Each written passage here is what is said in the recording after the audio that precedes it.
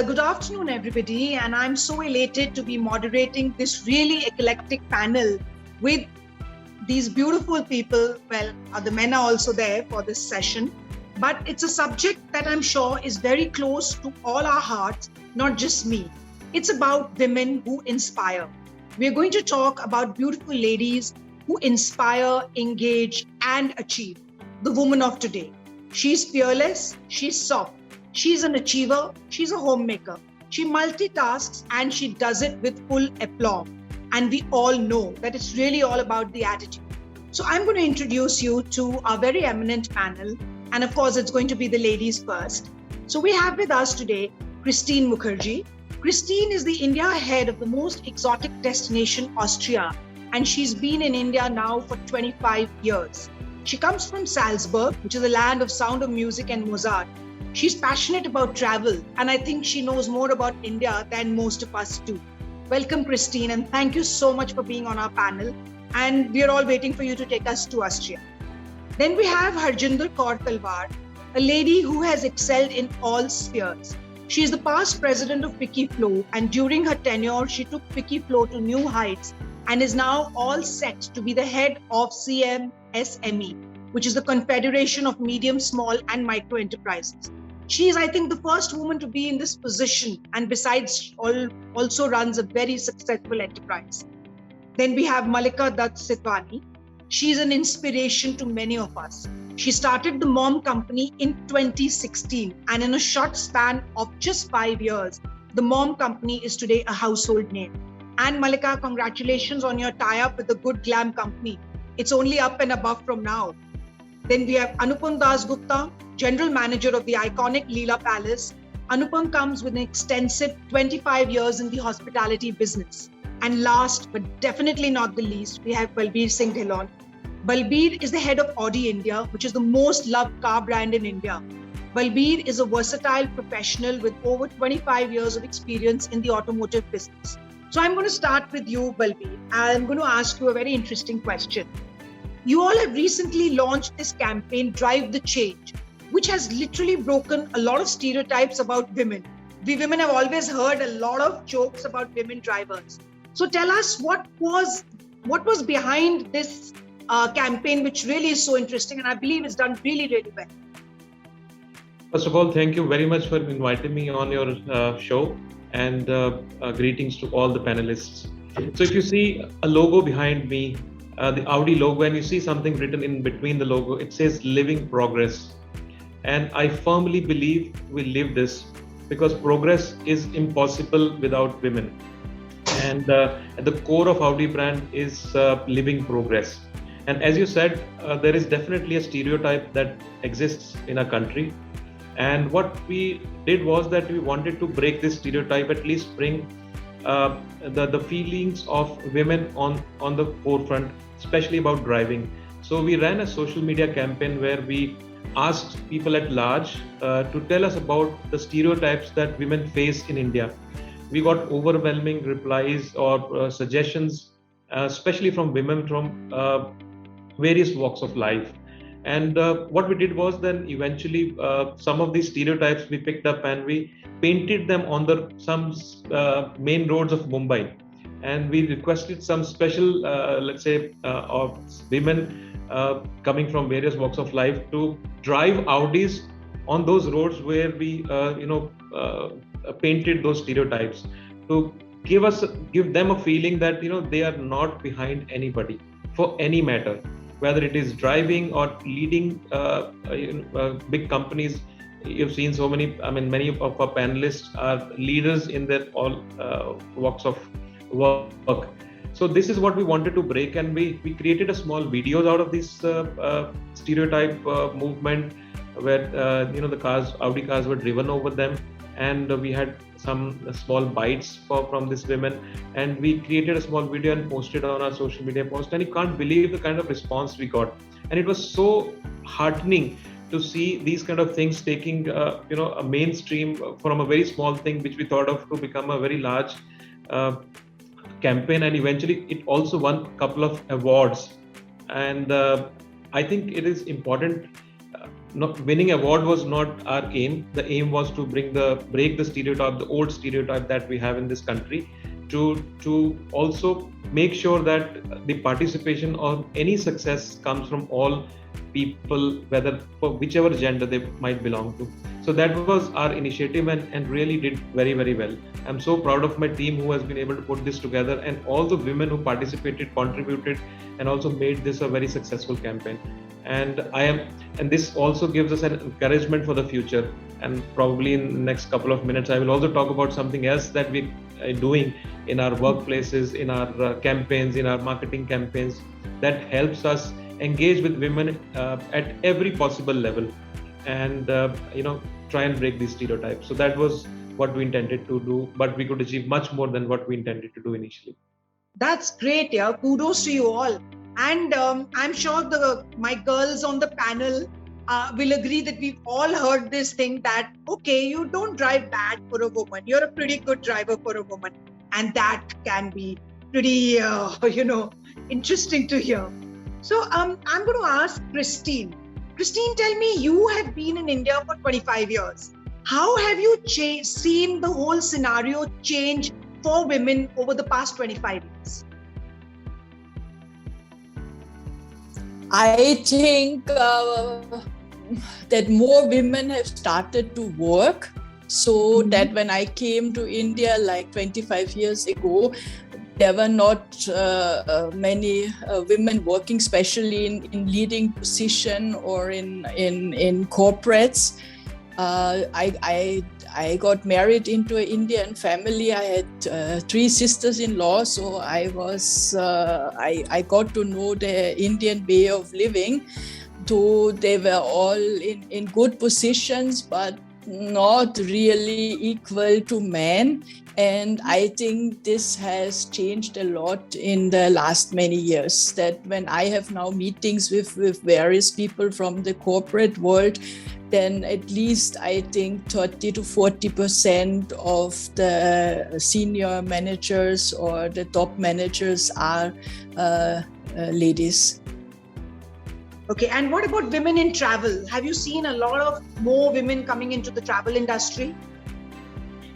Of course, in the travel industry, we have some very strong leaders. I mean, if you look at the head of the TAI, the Travel Association of India, is being led by a woman for the last many years. And but the medium-sized agencies are still more or less controlled by guys and by men. But I do see in the small-sized companies that the wives or especially the daughters-in-laws come out, and they have a different approach because they know what are the latest trends. They are the one who look for the new destinations, and I think they tell then their family members in which way the business has to go. That's great. I mean, it's always good to see the change. We all have to see that. And Mallika, you have broken all stereotypes, and you have shown that achievement is something that you can achieve in a short time.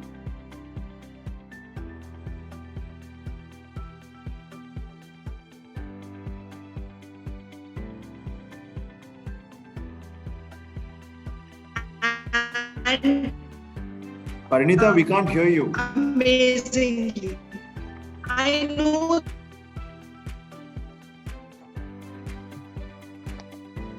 I'll just contact her and let her know. Yeah. Okay, guys.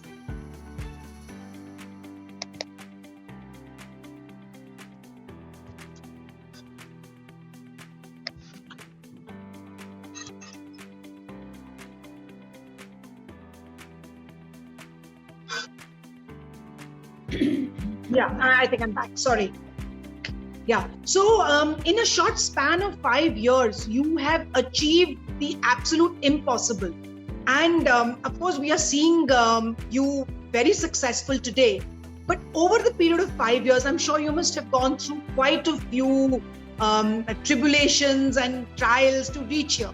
Tell us something about that. Sure. Thank you for having me, Parinita. I think it's a question that a lot of people have asked me lately as well, right? So, I strongly believe that if you think you deserve a spot on the table and you don't get it, be ready to have your own folding chair ready so that you find the spot for yourself there, right? And I think from when we started about 5 years back to today, there's a huge change in the acceptability that the Indian women has in the entire ecosystem as well. But when we started, as you very correctly said, I did face my set of challenges, which was from all across, which was from manufacturers asking me questions on saying, are you going to sign the check or are you the person who's going to be running the business? And sort of having questions and even being believed and spoken to saying that, not these days, everybody believes that they can run a startup, right? And I think what's that one thing was every time someone told me something like that, I always said to themselves that I come back to you after 2 years and then let's just have the conversation, right? And that was every time someone had that conversation, I did not go back home thinking I can't do this. I just went back stronger saying that, I need to prove it to everybody, saying that yes, it needs to be done and it can be done. And it can be done with having a family and having 2 young children as well, right? So it's all about figuring out the right time at the right space for you to be able to do and follow your dreams. And, a lot of people also ask me this question saying you must have gone through a lot of mom guilt and everything. But, I tell people saying that you have to find your own story, right? So when I did find it very hard. Every time I would go out for a travel, I would come back with huge gifts for my daughters. Till one fine day, I saw my daughter holding this particular award that I had received. And she roamed around holding it right here, all across. And it was a big sort of a longish sort of a award. And then I asked her, what are you doing? And she said, this is my new dress, Mama. And I said, what is this dress? And she said, I've named this dress Pride. And Farina, that was for me the changing point of all conversations. Like it was that day and the day after that I never had this mom guilt or guilt of going and pursuing, because what I always thought that I'm going to leave behind a story if I'm successful for a lot more women to go ahead and pursue their dreams. And at the same point of time, teach everyone in my family and my daughters saying that being a woman does not mean you can't follow your dreams or achieve great heights as well, right? And I strongly say this to everybody that respect cannot be demanded. It has to be commanded. It has to be earned. Right? And the only way of doing it is by proving this by the kind of work that you do. And just keep doing what you're doing. And if you're really passionate about it, it's going to really turn out to be well for you. But just make sure you have the entire ecosystem to kind of make you succeed. Wow, that's actually, your story is amazing. I mean, over just simply 5 years, look where you've reached. Kudos to you. That's really, really fantastic. So, Harjinder, you have been the head of Fikiflo. And I do know that while you were the head of Fikiflo, you really did a lot of work. You actually made Fikiflo, reached real heights while you were there. So tell us, what are the learnings and some of the initiatives you took to help women? Thank you, Parinita, Malika. That's an amazing story. And I must say that you've done really well for yourself. We need more women like you in our country. Absolutely. Yes. Thank you so much. Yeah. So Parinita, answering to your question, I've been heading Fikiflo and now I am there in National Board of MSME, Ministry of MSME, Government of India. And you're the first woman to hold this position, right? Yes. Wow. Congratulations. And CMSME head, I would be CMSME president in next 2 years to come. That is FICCI Confederation of MSME. So I'm a woman who is founded her own business, and I knew it has been very difficult for women. And way back in, it was started by me 26 years ago. I'm the only woman in the country who is in the area of, or is the business of intelligent traffic and transport. So for the viewers who are here and for the panelists, I must tell what is intelligent traffic and transport is. You see these tolling solutions implemented in the country, these toll roads where you pay toll, we set up the whole solution. It's a very complicated thing. FASTag, all of you know, we are the front runner in that technology in India. Having said this, I wanted to head Fikiflo and I wanted to head the women in business because I really was sure that if you ignore 50% of population in our country, which is women, 49% to be exact, the country cannot reach where it intends to reach. if our Prime Minister and if our government is talking about achieving $5 trillion economy, and this was earlier in 2021, now they have increased this target. It cannot happen with half the population sitting at home and not being active. But there were constraints in India. There were constraints in India in the sense that the women were there at all levels. The women were there at grassroots level who were not ready to come out, or who were not given that free hand by their families. There were women in middle level, executive level, who were doing the work, but they had this guilt pang, which Malika has just talked about. Yes, it was there. All of us have gone through it. We had women in corporate board level and who were not accepted, or there was insecurity because those women existed there.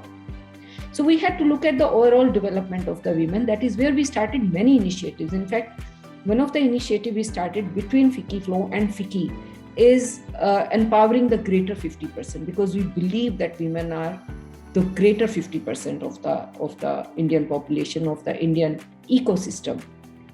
There we looked at each kind of women. We looked at the women who were sitting at the roadside, had some skill, needed some push from the government. We collected those women and told the government that here, these are the women, they are capable, give them a little push, give them mudra loans that they need, give them that fund that they need, and make them, stand up in their life. Similarly, we did skill development. So we did many initiatives. We made sure that there are women in corporate who can be sitting on the board as independent director. There was, I'm sure all of us know that it is a mandation now for boards to have one woman as an independent director on the board. So we made sure that there is a list of women, or there are women who are trained in this line, and we make sure that they come on boards. So this is an overall development, or we can say there is an overall ecosystem we are trying to build up with women being around. So that's from me as of now. That's amazing. I think we have 3 really strong women here, and it's really impressive. So Anupam, coming to you, the Leela Group has been named on a woman. So you have quite a legacy to follow. Tell us something about it. Is it difficult? That is a big legacy to follow, that you're actually named after a woman. Leela was Captain Nair's wife. So thank you for having me, first of all, Parinita, and it's lovely to meet all the lovely panelists. This topic is very close to my heart, because I feel really, really strong about this, and I've always followed this from my childhood and right through my corporate career as well. Now getting to work with Leela, which is now only about 10 months. I'm 10 months into the system. I came from another company, and it's the most amazing feeling to be in Leela. I'll tell you why. Because hospitality in itself, I think, is a woman-centric business, right? And not to dwell on stereotypes, but women do a far better job of, graciousness, nurturing, and as we see in our homes, as we see in our workplaces, right? I wish there were more women everywhere, not just in, especially in politics, right? We need more women in politics. There should be more women leaders in the world. But coming back to Leela, by the very name, evokes a feeling of this, of being nurtured, right? And that is what we do. So, in a business where almost 14% of the total workforce in the country is related to hospitality, I feel there's so much more that can be done, right? 14% of the total workforce in the country is related to hospitality, and I believe that there is space for a lot more women at every level, not just in leadership, but also at grassroots level. Just to give you an example, in my hotel, 38% of the leadership are women. 38%, right? In the entire hotel, it's 21%. We are striving to be 27% next year across the board in all our hotels.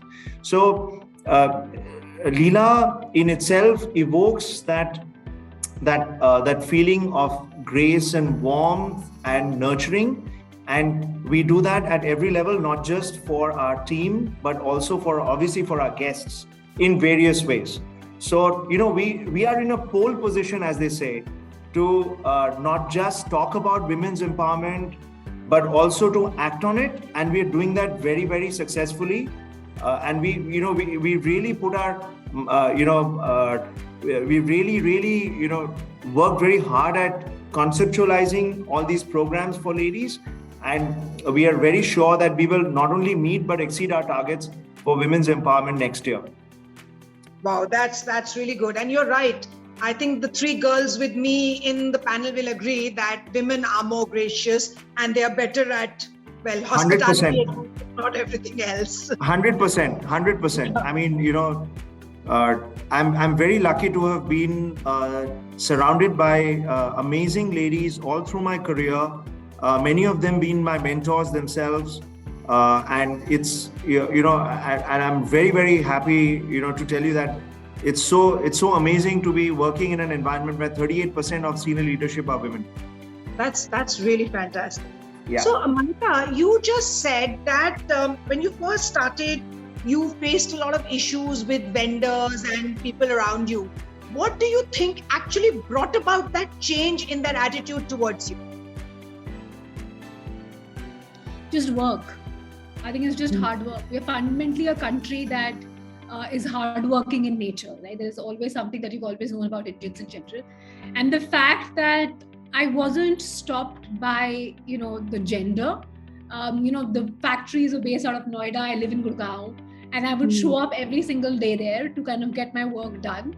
I wasn't afraid to stay back. I wasn't afraid to sort of meet anyone at any given point of time to sort of get it running. I don't think they saw it as any difference between a male counterpart or a female counterpart running the business, right? So I think it was just work and the dedication towards the work that everybody just saw and then cut and caught on. And I think, of course, it wouldn't be all right to say that it was just me. It was a lot to do with also how the company was doing, right? So proof of concept for everybody is what changes perceptions to a very large extent. So when business grows month on month for everyone, then you just become for them a client and not really, it's not whether you're a female or a male, it's all about that you're a client and you give me business.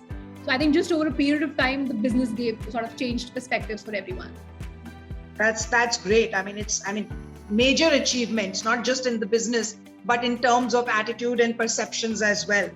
So Balbir, you were just saying that you were going to talk to us about the gender and the working corporate entity about Audi. Tell us something about that.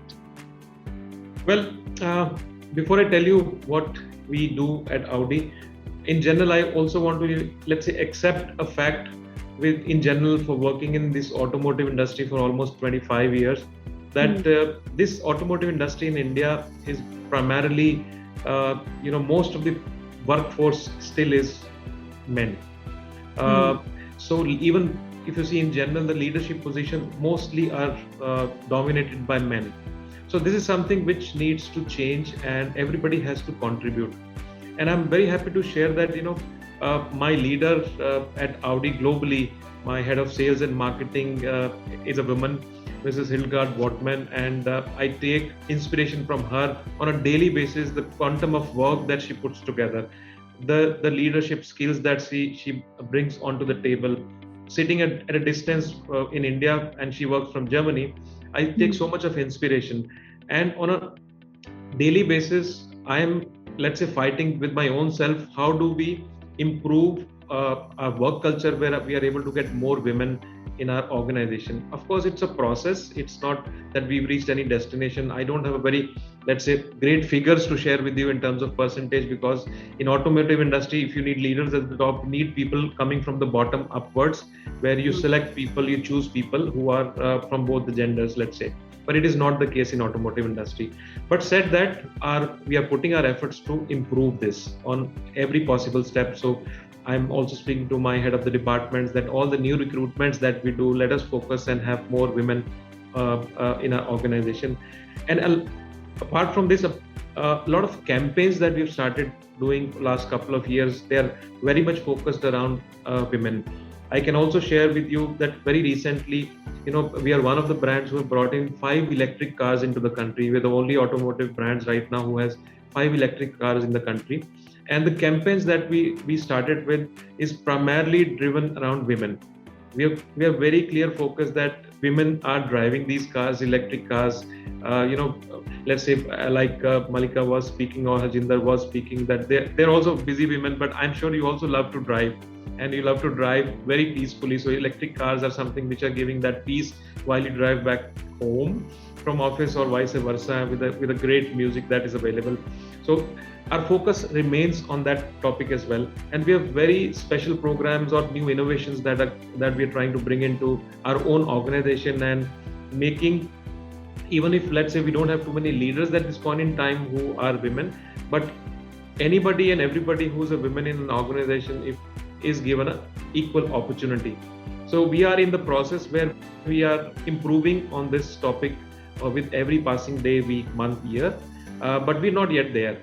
We are in something like a work in progress on this topic, but we have a very clear focus, very clear agenda, also clear direction from our headquarters. Let's say, for an example, that we need to bring this equality, we need to give equal opportunity and give an environment where women cherish, grow and improve their lives, and work with the men shoulder to shoulder and be as successful as possible. So this is something which we are working, and we are not yet there. It's a road that we have to still tread, and the effort is on. That much I can say. Oh, that's amazing. And of course, I do agree that a lot of women are buying cars, and even if they're not buying the cars, I think they are behind the men when the cars are being bought.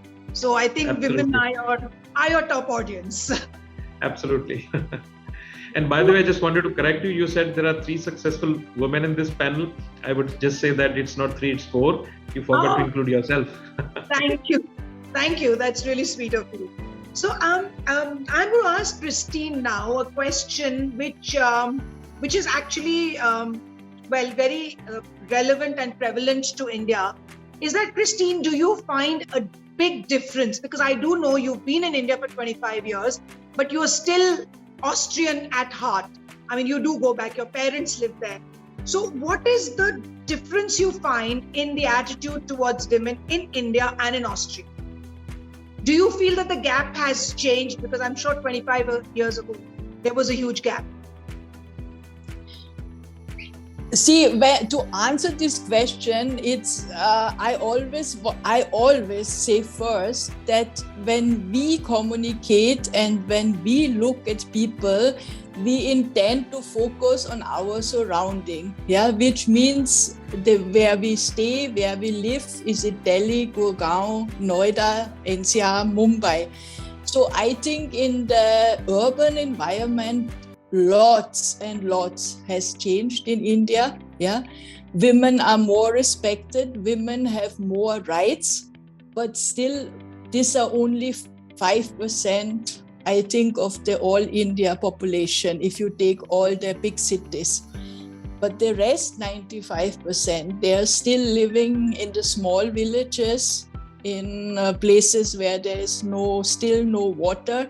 And unfortunately, as you mentioned, I have really traveled extensively. If I would not promote Austria, my first choice to promote the country would be India, because I find it so fantastic and such a variety. But also my travel in the last many years has shown me that in the rural areas, not much has changed for the women. And I feel about this, I feel a little bit sad, but we have to remind all of us and all the time that we can't just look at our surrounding. It is like the same when we see in India, everyone speaks English. It's just because it's in our business world, but most of the people don't. And I unfortunately think that most of the Indian women don't have the rights they deserve. Yes, you're actually totally right about that, because we only see the people, we see the cities where I think women are equal in every way. So Harjinder, this will bring me to your question, or to a question for you. What do you think needs to be done to change this narrative? we need to have the programs, Parinita, and we need to have a conscious effort. Women, men, and everybody in the country has to understand that women are there and they are equally capable. I mean, why even question the capability of a woman when she can do it all? So that perception has to come in, that while she's there and she can deliver. There are women like Malika who have delivered, and many men who have had a startup couldn't sell it for 500 crores. So here is an example for you. One is a perception has to change. I think there should not be a separate program for women empowerment. She's there and she's doing her best. She's doing very well. One is that. Second, a conscious effort which has to come from all parts of society, where we have to look at the holistic development of all sectors of women, all segment of women. That has to come. So, and third, of course, the key thing, which is, we can't have so many jobs in the country. It has to be self-employment ultimately. And India, the way it is pushing itself, saying Make in India is promoted, the way they have given up, reservations for Make in India and government tenders. I think that's the way now. It is giving an opening to women now to get into business. If women are more there who are in business under Make in India initiative, there are many schemes with government. MSME sector is booming, and if we can push more women in SME sector, that will be the way forward for India. All right. So I think the key is push women to be self-employed, push women to be SME sector of India. That's what will take us. So how does one, this is all very good for the big metro cities. How does one reach into the smaller cities? Like Christine said, that the smaller cities, the villages still have this huge diversity and this huge dichotomy between men and women. Is the MSME sector going to do, or are you guys going to do something for the smaller places also, smaller cities, villages? Sorry. So, Parinita, in the smaller towns or the towns which are rural areas, most of the women are in agriculture sector, directly or indirectly. And the worst part has been till now that they didn't have land in their name. We really worked hard. We said it is the woman who is sitting behind and working in agriculture, working as farmer, and the land or patta is in the name of a man. The man comes out to the towns, he sits here doing his daily jobs, and the woman is working behind like a helper. So what is happening as a result of that is she's not getting any funds from the government because she's not holding the land in her name. Right. We ensure that we get these things done, these laws changed, we push it hard to the government that please look at that woman. And also a segment called nano enterprises has to start for the women who are there in rural sector. A collective enterprise has to be done. More cooperatives have to come. So we are working in that direction because women in rural area need hand-holding. Let's accept that their social structure is not such that they'll be accepted doing an enterprise themselves. The ones who do, they are recognized very well. But in case we can give them a collective effort or collective push by way of cooperatives, by way of recognizing, giving land in their name, by way of making sure that the enterprise they start, they get the mudra loan, by way of recognizing the enterprising that they start as nano enterprise, we have achieved. I think that's the first segment step that we have to take. Very good, because I think there have been some good examples that have been set by women cooperatives that have done extremely well from the villages. So that's actually, come to think of it, we all have achieved a lot, but there are miles to go before we sleep. There is a lot of work that is still to be done for women empowerment in India. So Anupam, I remember earlier that you used to have a scheme called Kamal, which was only for lady travelers. Do you still have that, or do you really think there is need to have a separate scheme for women travelers? I think, yes, absolutely. We do have it. Thank you for remembering. In fact, it's an amazing thing where every touch point is a lady. The entire floor is manned by ladies. Butlers are ladies. Chauffeurs are ladies. They have a direct access in our hotel here. They have direct access to the spa from that floor. So they feel comfortable and nurtured for. So I think it's a very good thing, and I think let's face it, as many of you have said it, it is an unequal world out there, and the more we celebrate womanhood by doing things like this, the better it is for for ourselves and for the industry. But having said that, there's like as Harjinder said, and so did Christina. There is a lot that needs to be done at the grassroots level, and it really is. And it starts. The basic administration. It starts with the politicians. It starts with empowerment at the level of schools. Maybe we can do things. I mean, I'm sorry, I'm speaking out of turn. This is not the question you asked me, but I really feel strongly about this because, maybe more incentives to girls to go to school, Right. in smaller towns, things like that, right? I mean, that's the only way, because otherwise we'll just keep talking about it and nothing really will happen. But yes, the Kamal package is very much there, and it's a very successful package. Of course, with travelers coming back, that is something that's international travelers coming back. More and more single ladies starting to travel.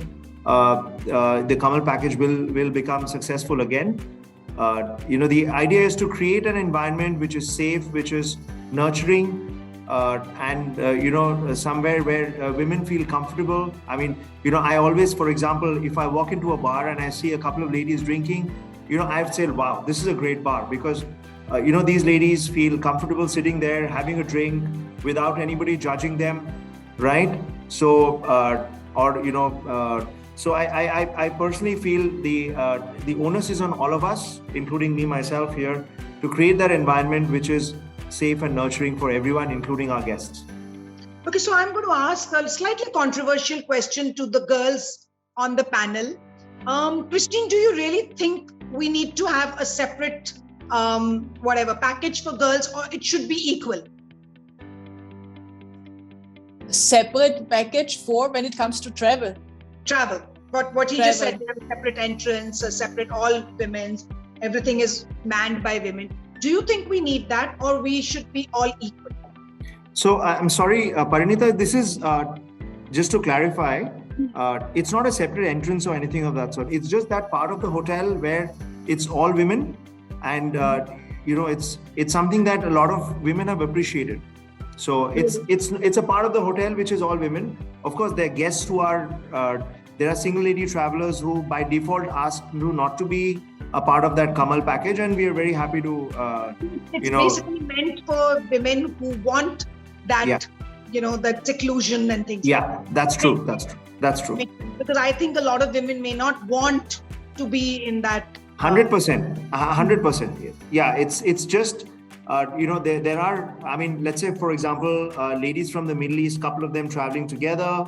Right. They're not comfortable in with having men butlers or people who are cleaning their rooms, etc. So they feel great about it. And a lady chauffeur adds a nice touch. You don't have that everywhere. It's not that the lady chauffeur is only meant for ladies, but she also drives men, and they love it absolutely. She drives better than anybody else, by the way, Balbir. Absolutely. She's the best chauffeur on our rolls. Yeah. So yeah. Balbir, tell me you said there were a lot of interesting things that came up from your campaign. Tell us some nice, interesting ones that you thought were really funny or exciting. Well, I'm not citing any specific example, but what I can definitely tell you is that, when we got in this certain, let's say, celebrities or ladies who drove these cars on those stereotype painted on the road, the feeling that we were getting from them was like something they've won today. They are really coming out as winners driving on that road, which we have just painted with some words. So, that success or that positiveness that we got from that was amazing. And it grew into our own team itself. And then we thought, let's take this campaign to the next level. And then we thought, let's take it to the next level. So it was not that we started to reach where we eventually reached, but it brought in so much of enthusiasm and, that winning culture that came out of that was really amazing. It was so enthusiastic. So that was the general feeling that we got, and also my team was really astonished with the kind of interactions that we had with those women. Yeah, so that's great. I mean, we like to hear that, because we are quite tired of hearing all those little jokes on women drivers.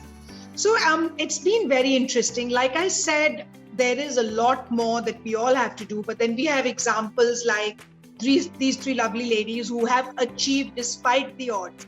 So I'm going to ask all of you just one simple question. Tell me what, according to you, is women empowerment in a simple sentence. What do you think women empowerment really means? Can I answer this one? Yes, Sajita, you can start. To me, women empowerment is simply when she's economically independent. When her hand is not like this, her hand is like this. That's economic empowerment, and that's women empowerment. Rest other things are byproduct for her.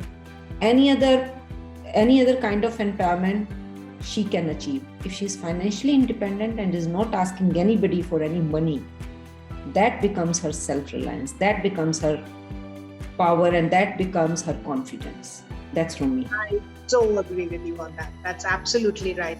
Malika, what do you think women empowerment is?